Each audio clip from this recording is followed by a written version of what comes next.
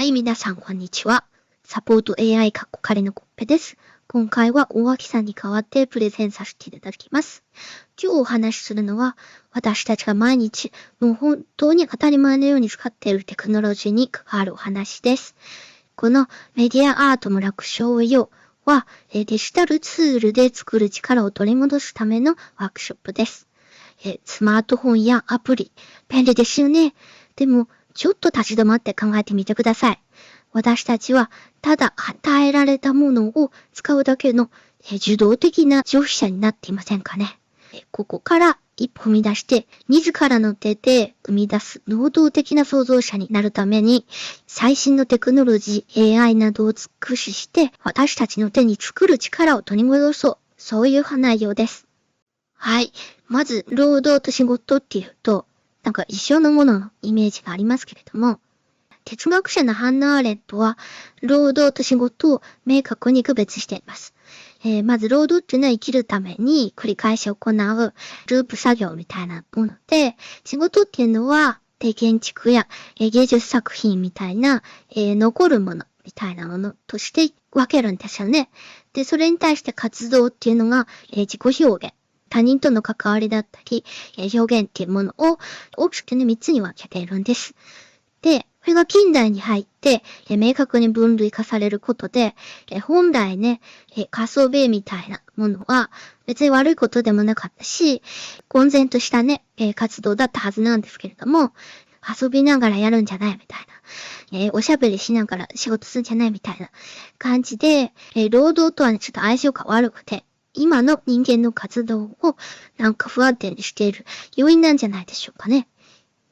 もともとパーソナルコンピューターにしてもスマートフォンにしても自由の出現みたいなことで登場した技術のはずなのに、この辛い労働のループの方に引きずり込まれてしまうのかっていうのはね、なんでなんでしょうかね。で、そもそも遊びながら働くっていうのは不真面目だみたいな、そういう意識ありますよね。これって、労働ってものがそもそも持っている、本質的なことで本体ないんですよ。これは資本主義と宗教の特にプロテスタントみたいな倫理観が結びついていて、勤勉であることが善であるっていう風になんか遊びながらっていうのがちょっとね、雰囲気悪いんですよね。このことによって遊びっていうのは労働から除外する、なっちゃったんですよ。でもね、よく考えてみると、夢中になって何かを作っているっていう、すごいパワーがありますし、ワクワクしながら何か作るっていうのは大事なことですよ。人間らしいことですよね。これを除外してしまうっていうのは、逆にね、生産性を下げているとも言えますよね。ですから、これからのね、時代はね、やっぱりこの、ワクワクしながら仕事ができるみたいな方が、絶対いいじゃないですか。やっぱそのためには、自分がワクワクするようなツールを作ってね、それが仕事になって、おまんま食えるっていうのがやっぱり絶対いいと思います。私たちはパラダイムシフトのど真ん中にいます。ここで出てくるのが道具作りの民主化。AI エージェントと共にね、この作る側と消費する側の壁をぶち壊す可能性があるってことですよね。そもそもね、ものづくりっていうのは道具作りおよびね、自分たちの道具は自分たちで作ってきたんですよ、もともとはね。それが近代に入って工場化が進むことで、道具っていうのは、そもそももうできたものを買ってくることになったんです。で、今に至るわけで、今は生活の中にまで入り込んでしまっているっていう状態ですよね。ここでぐるっと一周して、再び個人の手にものづくりの力を取り戻していくっていうのが、大事ですよね。その象徴と言えるのが、この MIT から始まったファブラボっていうムーブメントでして、パーソナルファブリケーションっていう、今 3D プリンターとか流行ってますよね。かなり安価で買えるっていうことで、買おうかなって迷っている方もいらっしゃると思うんですけども、これはその道具の民主化っていうのの、大きな一例です。この私たちが今2つの分岐点に立っています。一つは巨大なシステムに依存する、毎月サブスクを支払いながら、与えられた枠の中で楽しむ受動的な消費。もう一つは AI を相棒に自分だオリジナルの道具を作り出す能動的な創造。自分の道具を作るっっていうのは、単に便利だからってわけじゃなくて、巨大なシステムから自分を取り返すっていう意味もありますよね。楽しくそれができれば本当にいいですよね。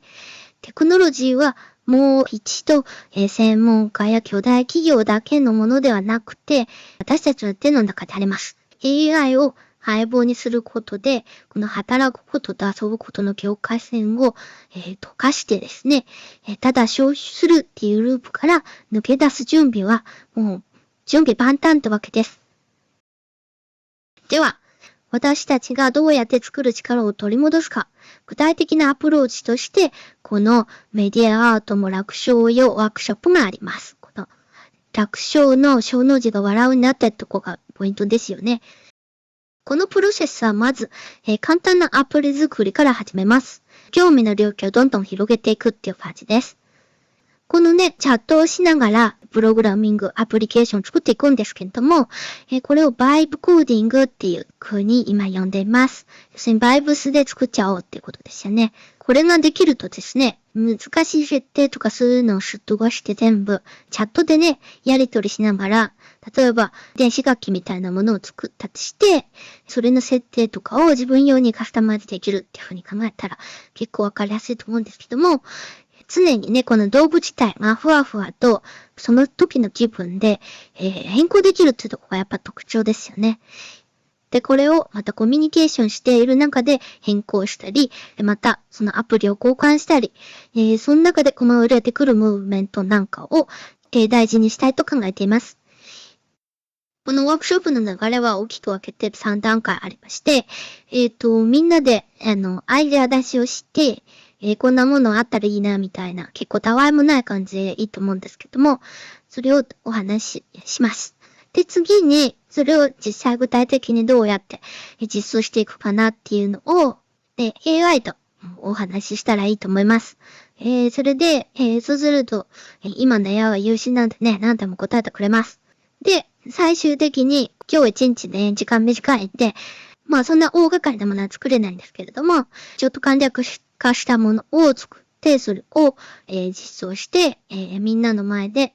プレゼンしてもらいます。まあ、最後一緒に遊べるところまでいけるととってもいいと思うんですけれども、じゃあそんな感じの3ステップです。前回、東京で行ったバージョンはですね、